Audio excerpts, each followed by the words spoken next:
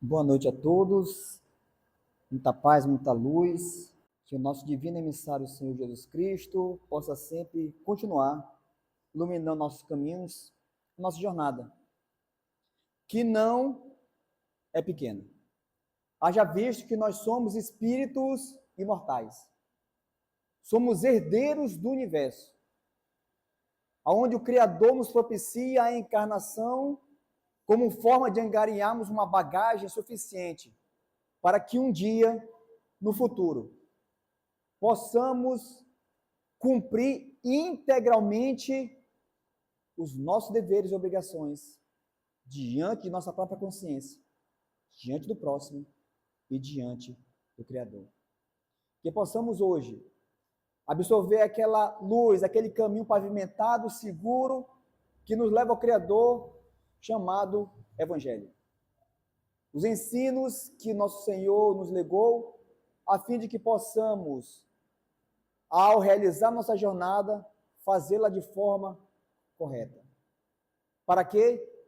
Para que nós possamos iniciar hoje no cumprimento de nossas obrigações. Não obstante, claras nossas limitações intelecto-morais, auxiliar o Criador nesse mundo que teima em permanecer nas sombras. E possamos seguir o mesmo preceito do grande médium Chico Xavier, onde ele asseverou que ele evoluía sempre para frente.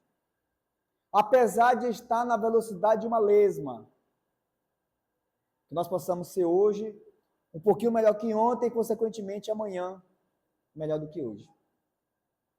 Quando falamos em guerras, que não é novidade para ninguém, estamos falando, retratando da condição espiritual que se encontra o habitante da Terra.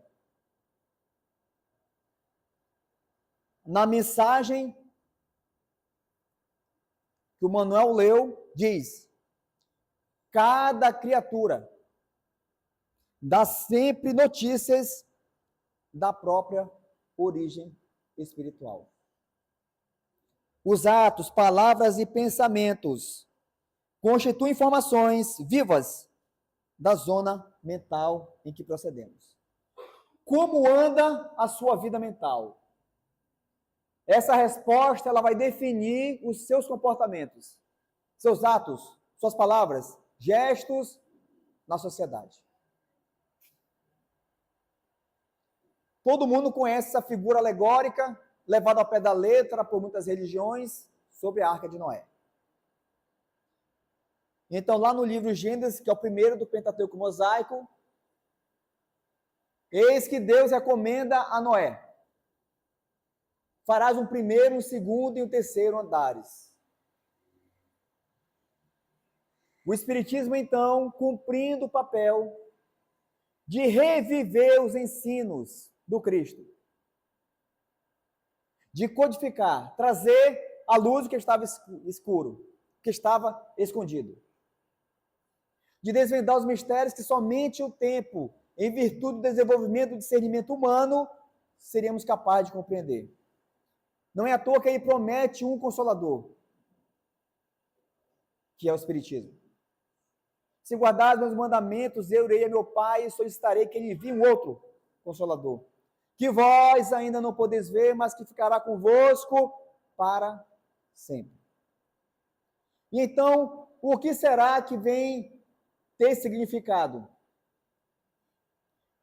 Porque na metáfora bíblica, a água significa matéria. Por isso que Jesus, na conversa com Nicodemos, ele assevera que ninguém verá o reino de Deus se não nascer da água e do Espírito.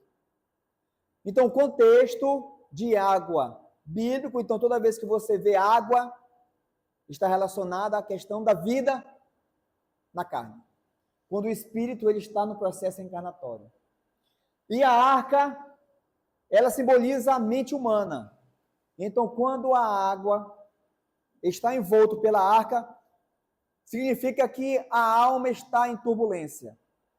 Pois nós sabemos que a vida na matéria não é fácil. No livro do Mundo Maior, do Espírito André Luiz, Psicografia do Chico, lá no capítulo 3, ele fala da casa mental. E aí ele fala que nosso cérebro, apesar de ser um, mas ele é dividido em três. Em três andares, como se fosse um castelo. E essa vera que no primeiro andar reside os nossos impulsos automáticos. É o inconsciente, é o hábito, o automatismo. O Evangelho segundo o Espiritismo, ele assevera que apesar de haver o véu do esquecimento no processo da encarnação, duas coisas não apagam da alma: voz da consciência e as nossas tendências instintivas. Lembre-se, não entendi, eu vou explicar de forma muito fácil. Quando você está lá limpando a casa e o vizinho toca o pagode do sol para contrariar. E você então começa a cantarolar, começa a dançar. Por que você está dançando? Porque as suas tendências é para aquela música. No entanto, quando o vizinho coloca o pancadão do funk, você começa a fechar as portas de janela, fechar a cortina. Que som horrível!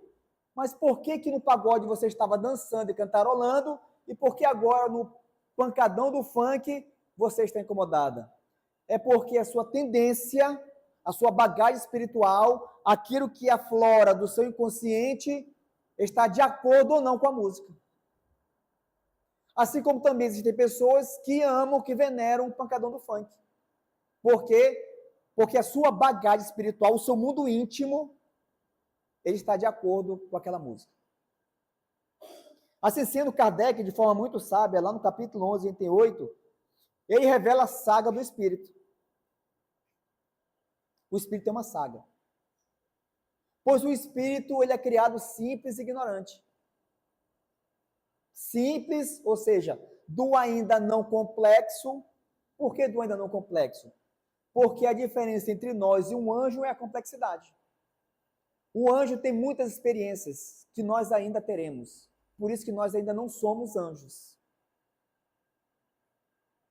Então, um dia nos tornaremos anjos porque nos tornaremos complexos.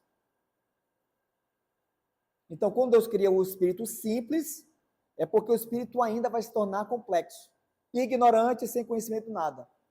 Aonde o espírito inicia a sua jornada em direção à perfeição.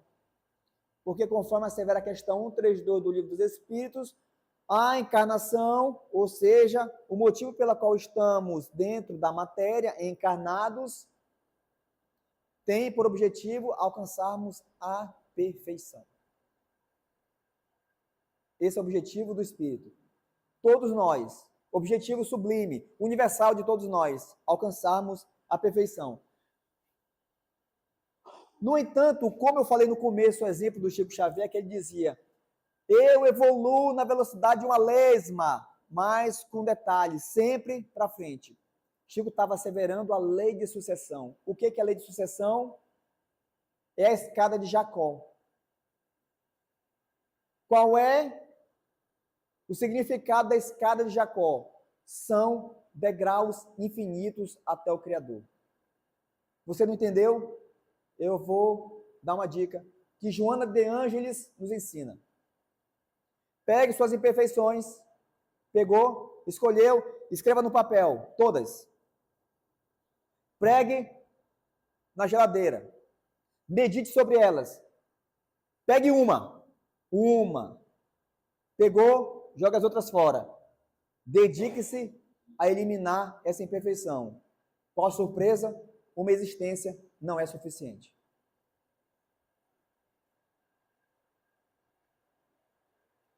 Olha esse drama do espírito. Por isso que se tornar anjo não é para qualquer um. Se tornar anjo não é fácil. No entanto, todos nós estamos fadados a tornarmos anjos. Vós sois deuses. Eis que o Espírito carrega consigo o gene da divindade. Todos nós estamos fadados a nos tornarmos perfeitos. Kardec então assevera que o Espírito, no princípio, ele tem o que? Apenas os instintos. Por quê? Porque são os elementos básicos da sobrevivência. Comer, beber. Só isso. No processo, então, de milhões de anos, o Espírito vai criando a sua saga. Por isso que no texto ele assevera que o pão delicado do sentimento é o amor. Somente quando instruído e depurado, ele passa a ter sentimentos. E aí começamos a entender a finalidade angelical de Jesus no planeta Terra. Vós tendes ouvido falar, amai vossos inimigos e odiei vossos inimigos. Amai vossos amigos e odiei vossos inimigos. Isso é Jesus falando para o povo. Pessoal, vocês têm ouvido falar assim, amai vossos amigos e odiei vossos inimigos. Eu, porém, vos digo, amai os vossos inimigos, fazei o bem àqueles que vos querem o mal, e orai por aqueles que vos perseguem e vos caluniam, a fim de que sejais chamados filhos de Deus. O que Jesus está querendo dizer? O que Jesus está fazendo ao ensinar isso? O que Jesus está querendo dizer quando ele veio para ficar ao nosso lado? Para sairmos da ganga dos instintos em direção ao amor. Complexo, né? Vamos lá? E aí Kardec, na questão 742, ele pergunta, o que impele o homem à guerra? Olha a resposta. Predominância da natureza animal sobre a natureza espiritual e transbordamento das paixões. Vejam só que quando o espírito responde, ele está respondendo no âmago da alma. Não é uma consequência, é a causa. O que impele o homem a guerrear? Predominância da sua natureza animal sobre a natureza espiritual. Ou seja, é como se nós tivéssemos uma moeda de duas faces. É a mesma moeda. Então nós temos a nossa animalidade por estarmos encarnados.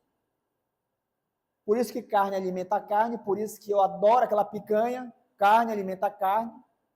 No entanto, existe a natureza espiritual, que temporariamente está vestindo a natureza animal para que possa um dia se tornar anjo.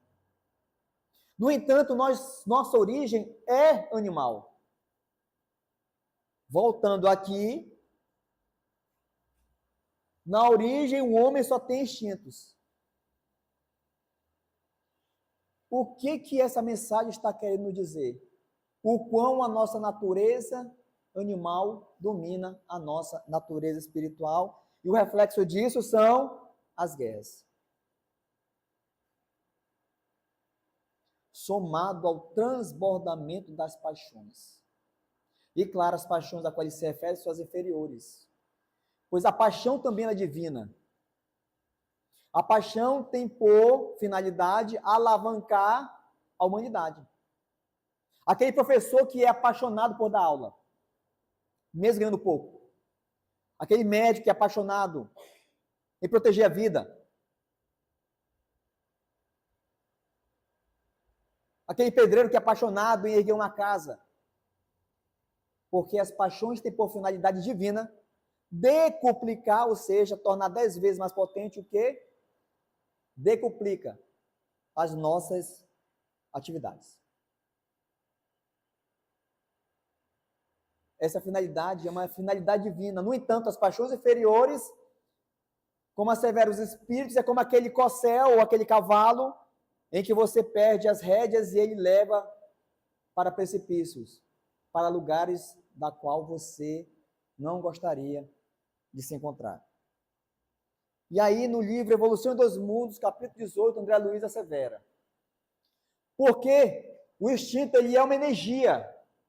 Porque, na verdade, tudo em nós é energia. Pensamentos, emoções, sentimentos, tudo é energia.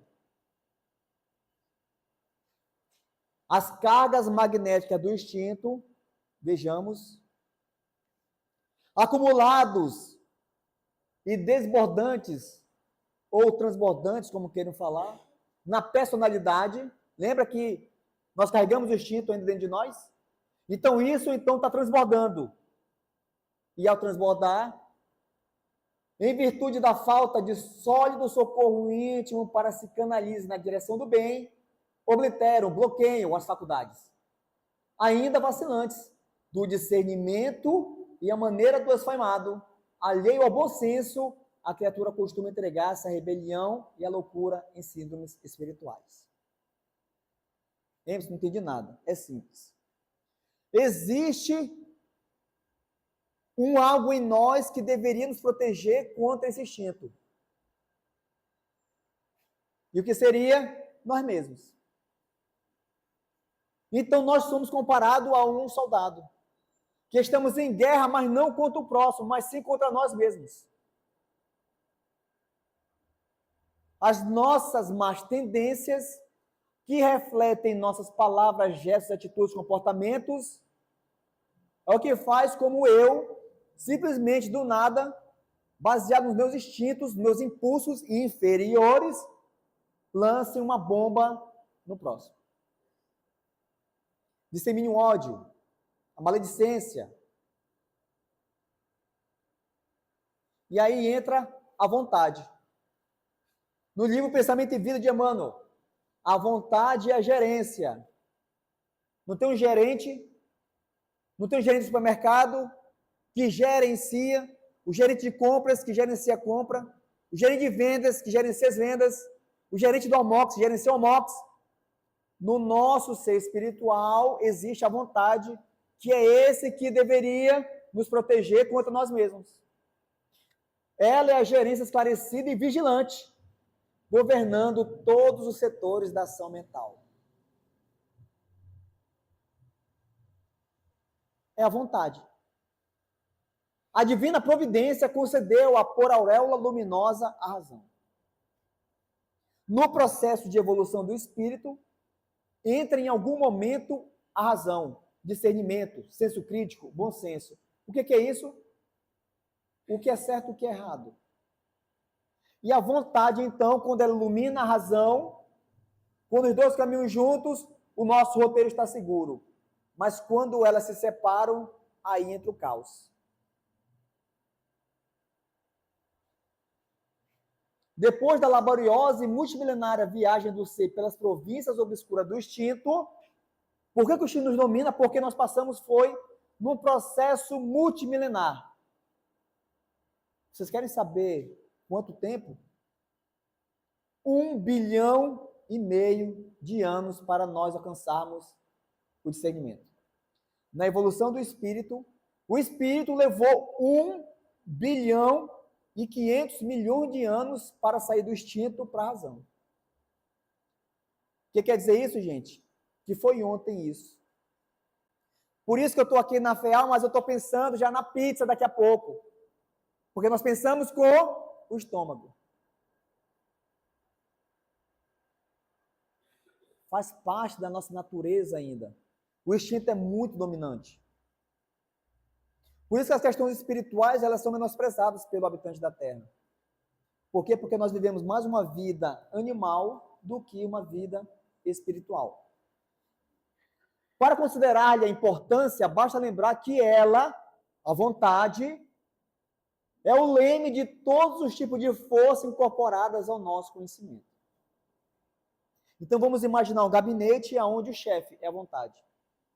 A vontade, em nosso gabinete mental, é que deveria comandar. Mas então nós relaxamos na vontade.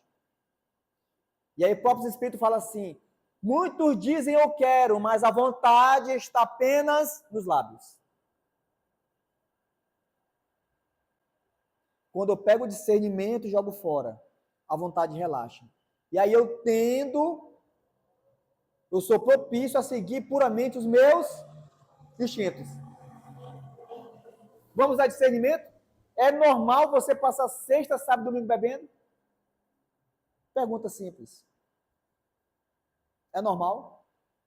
Sexta, sábado, domingo. E aí na segunda, ainda enche a boca e fala, Manuel, eu tomei todas. Olha que maravilha. O que é isso? O instinto dominando o espírito. A vontade foi jogada no lixo. Razão, discernimento, jogado no lixo. Vamos piorar? Vamos. Sexo grupal é normal? E aí nós vemos o embrutecimento do espírito, porque sexo com um não é suficiente. Ele faz grupal. Aí só com o sexo oposto não é mais maravilha. Aí faz com o mesmo sexo. Só isso não é suficiente. Aí insere a droga. Aí vai para aí. Aí a matéria é insaciável. E o espírito vai em derrocada. Por quê? Porque a vontade foi jogada no lixo. O discernimento, o senso crítico.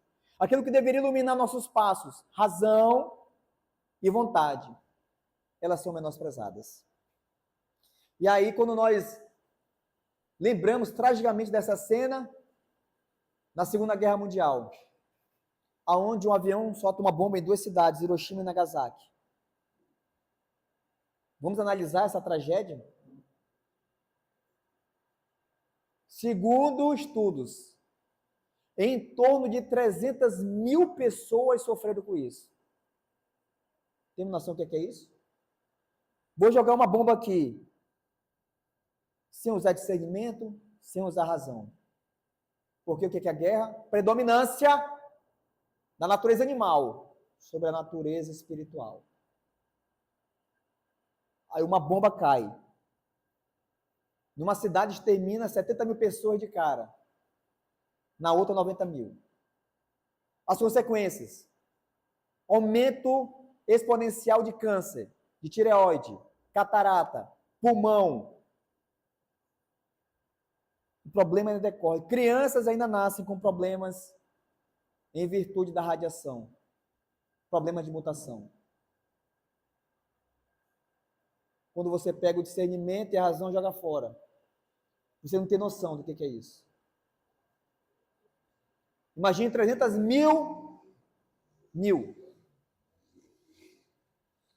vidas ceifadas.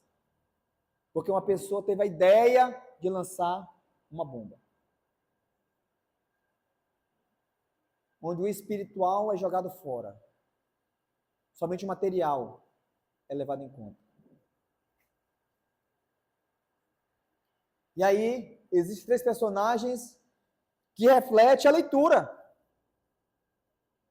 Cada criatura dá sempre notícias da própria origem espiritual. Os atos, palavras e pensamentos constituem informações vivas da zona mental a qual estão inseridos. Não estamos aqui para julgar, nunca. Estamos aqui para comprovar que o seu mundo íntimo reflete o seu mundo externo.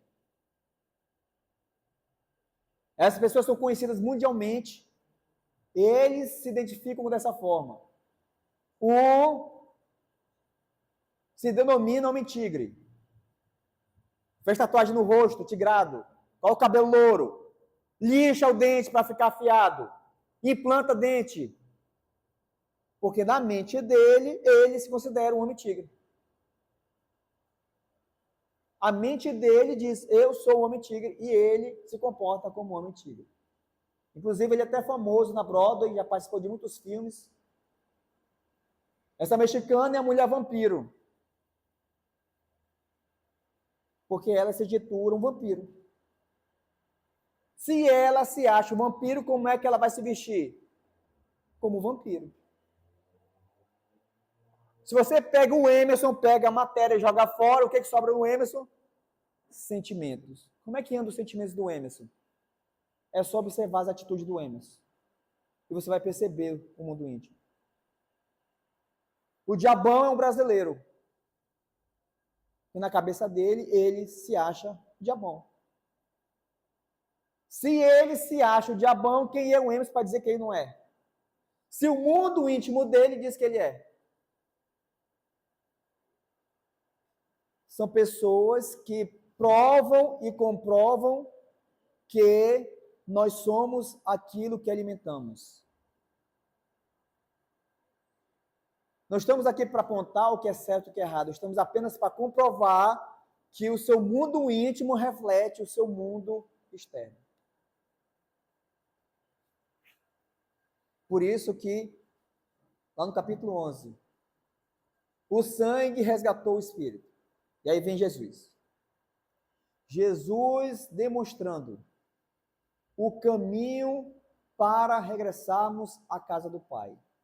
Mas ele asseverou: a cada um segundo suas obras. E complementa: O Espírito deve agora resgatar o homem da matéria. Voltando ao dizer dos Espíritos, muitos dizem eu quero, mas a vontade está apenas nos lábios. Quem disse que eu quero mudar? Está tão gostoso assim? Eu não tenho intenção nenhuma de mudar. Eu sou eu, orgulho nas alturas. Na questão 917, os Espíritos esclarecem por que o egoísmo ele predomina os comportamentos da criatura humana. Porque o homem está mais próximo da sua origem e instintos do que da sua destinação, aonde a matéria tem uma influência enorme. E aí percebemos a grande dificuldade que o ser humano tem de querer se modificar. E aí, completando o trecho da Arca de Noé, Deus disse: sede o medo e o pavor de todos os animais da terra e de todas as aves do céu. E as pessoas entenderam que nós temos que predominar sobre a natureza animal, que o ser humano é mais importante. Mas isso é uma metáfora com relação ao animal que nós carregamos dentro de nós. Nós é que devemos comandar esse animal instintivo que nós carregamos. Por isso que no terceiro andar, onde estão as questões das noções superiores, é o superconsciente, é o ideal e a meta superior a ser alcançada. Por isso que Jesus disse o quê? Sede perfeitos como perfeito é o vosso Pai que está no céu. Ele não estava querendo insinuar que nós seremos perfeitos como Deus, porque perfeito só Deus. Mas ele nos deu a destinação, a meta, que é Deus. E essa meta, na nossa jornada, que não é curta, é longa, muito longa. Nós nunca devemos perder essa referência. Por isso, Kardec, quando ele descobre, quando os espíritos catalogam os mundos superiores, ele assevera que o planeta Terra é um mundo de provas e expiações. Características: o mal reina sobre o bem. E a matéria domina o espírito. Por isso que a nossa jornada é longa. Ainda temos muitos mundos a alcançar. Eis então que Deus sempre nos envia pessoas que nos dão exemplo de que quando se quer, se consegue. Pessoas que tiveram oportunidade de não ser o que eram, mas que ainda se tornaram apesar de. E eu vou dar um exemplo do Gandhi. Um exemplo. Para não... Poderia passar horas falando desse personagem aqui, mas eu vou falar do Gandhi. Quando o apartheid estava acentuado. E então ele andando, veio um soldado e deu um chute, um pontapé no Gandhi. Gandhi se levanta, bate a poeira. O soldado volta a chutar ele, agredir novamente. Ele se levanta. E o soldado pergunta assim: quem foi que te ensinou a ser tão fraco? E o soldado estava carregando um crucifixo. E ele então aponta para o crucifixo do soldado e fala: foi esse aí que você carrega em seu pescoço. Por isso que Jesus disse que é da vontade de Deus que ninguém fique para trás. Não obstante nossa ignorância, nossa inocência, nossa rebeldia, Deus não fecha os olhos para nós em nenhum instante. Deus não dorme. Jesus está 24 horas nos amparando. Ficarei convosco até a consumação dos séculos. Jamais vos deixarei órfãos. Uma prova que todos os dias, em nossas atitudes, palavras, gestos, comportamentos, nós provamos que todos os dias necessitamos de um Salvador. No livro do Mundo Maior está lá a frase: não podemos descansar nos processos iluminativos. Cumpre-nos sempre purificar, selecionar pendores, peneirar concepções de modo a nunca interromper a marcha. Em João, endireitai o caminho do Senhor. É papel exclusivo de cada um de nós que possamos, principalmente nos momentos mais alegres e ilusórios da nossa vida, pensarmos em nosso Senhor, que veio com o propósito de nos guiar, porque nós estávamos perdidos. E ele, então, tem por objetivo a fim de que, através do seu evangelho, possamos nos encontrarmos, pois muitos dos habitantes da terra já perderam a direção de si há muito tempo. Muito obrigado, boa noite, que Jesus nos abençoe.